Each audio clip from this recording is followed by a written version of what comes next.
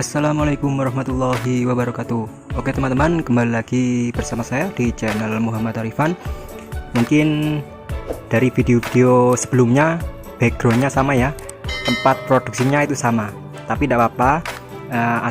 Meskipun tempat produksinya sama, tapi ilmunya dan pengalaman yang saya sampaikan itu tidak sama.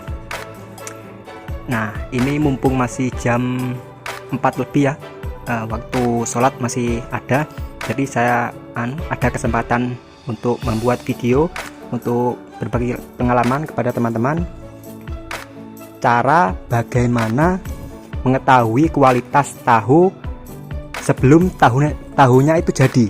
Nah, itu kan tahunya sudah jadi. Nah, itu jadi kan kita tahu kualitas tahunya, tapi ada caranya untuk mengetahui kualitas tahu itu sebelum jadi tahu. Nah, bagaimana caranya? Yaitu melihat dari warna cuka, teman-teman. Melihat dari warna cuka. Nah, di sini teman-teman bisa lihat. Ini cuka yang saya pakai ya. Yang sebelah sini yang saya pakai, dan yang sebelah sini jarang saya pakai. Ini untuk jaga-jaga apabila yang saya pakai ini itu tidak kuat untuk mencukai.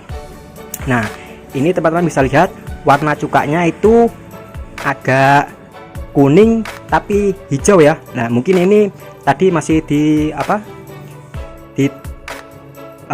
dicampuri dengan kurasan cuka habis mencukai ya, jadi agak keruh. Nah, nanti itu kalau lama warnanya seperti ini, kuning tapi agak hijau. Nah, ini contoh cuka yang tahunya nanti kualitasnya bagus, teman-teman. Tahunya itu akan putih dan juga awet.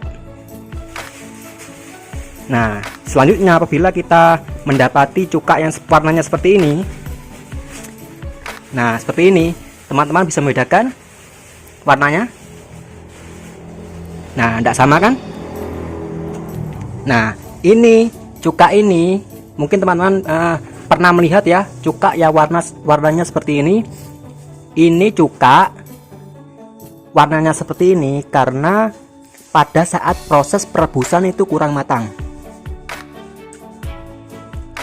Jadi warnanya itu akan seperti ini, kuning tapi agak kemerahan ya, agak coklat, seperti air rendaman kedelai yang sudah direbus. Jadi warnanya seperti ini. Ini tahunya nanti itu tidak tahan lama ya, teman-teman, karena pada saat proses perebusan itu sari kedelainya kurang matang. Jadi tahunya nanti akan pahit. Kalau untuk tahu goreng tidak apa-apa, kurang matang tidak apa-apa kalau untuk tahu goreng, tapi kalau untuk tahu sayur usahakan sampai matang ya. Nah, ini teman-teman bisa lihat, tadi saya mencukai dengan cuka yang ini ya, warnanya itu kuning agak hijau.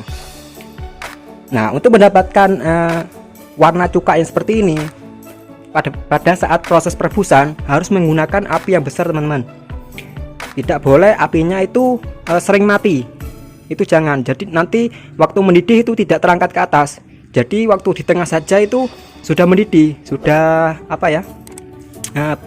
ada busa-busanya itu, jadi di tengah saja, tidak mau terangkat. Jadi usahakan waktu perebusan itu apinya besar dan stabil.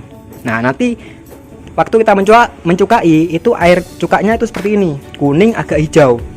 Nah, itu teman-teman caranya. Nanti itu tahunya sebelum kita mengetahui ya apa tahunya sudah jadi, itu kita sudah mengetahui dari warna cukanya. Ini cuka saya tidak pernah ganti atau menambahkan dengan cuka baru dari toko. Oke teman-teman, saya sambil produksi ini ya, jadi tidak apa-apa, kayak tinggal saya buang airnya dulu, takut keras ini nanti. Nah, ini saya tidak pernah ganti atau mengganti atau menambah dengan cuka baru dari toko.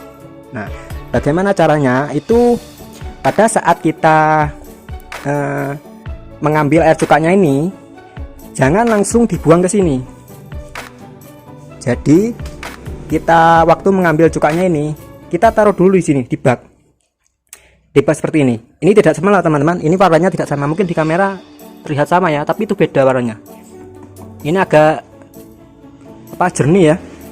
Jadi ini tadi hasil dari pengambilan cuka dari proses pencukaan. Jadi itu ditampung dulu di sini. Kemudian setelah kita mencetaknya, setelah mengambilnya kan sudah selesai untuk mencetaknya. Kemudian, nah waktu kita mencetaknya kan itu sudah diam, dan juga kita mengangkat perebusan yang selanjutnya. Itu kan ini sudah diam. Jadi air sari kedelai yang awalnya itu berhamburannya itu turun kan selama kita proses pemerasan. Nah, setelah turun nanti dibuang di sini. Tadi ini penuh kan, dibuat mencukai. Setelah ini selesai, terus proses penyaringan. Kemudian ini ditaruh di sini. Nah, nanti yang sari kedelai yang ikut itu, yang ditaruh di wadah untuk penimbunan, itu tidak terlalu banyak yang ikut sari kedelainya, tapi jangan terlalu bening. Yang penting ada sari kedelai yang ikut ya, karena sari kedelai yang ikut itu, yang ikut di cukanya ini waktu penimbunan itu cukanya akan tahan lama juga. Kecutnya itu tidak akan hilang karena sari kedelainya itu ikut ke cukanya. Jadi semakin banyak sari kedelai yang ikut, nanti cukanya itu akan kecut juga. Tapi kalau terlalu banyak tidak baik ya, karena kalau kita pada saat proses perebusan kurang matang, nanti sari kedelainya tuh yang di bawah itu mengambang ke atas. Jadi itu tidak bagus teman-teman cukanya. Nah, jadi caranya seperti itu untuk mengetahui kualitas tahu sebelum tahunya jadi. Warnanya kuning agak kehijauan. Kemudian kalau warnanya agak merah atau coklat seperti ini ya, itu tahunya kurang bagus, kurang tahan lama nanti kalau ditimbun sampai 2 hari atau 3 hari. Tapi kalau untuk tahu goreng tidak apa-apa. Nanti tahunya juga tidak akan terasa pahit kalau kurang matang kan. Tahu goreng itu pasti kering ya, benar-benar matang yang gorengnya ya. Jadi kalau untuk tahu sayur usahakan seperti itu teman-teman. Nah, itu saja teman-teman, mungkin waktunya sudah sore itu ya. Semoga bermanfaat, sukses terus untuk pengusaha pemula atau pengusaha yang mungkin tahunya sering rusak. Assalamualaikum warahmatullahi wabarakatuh.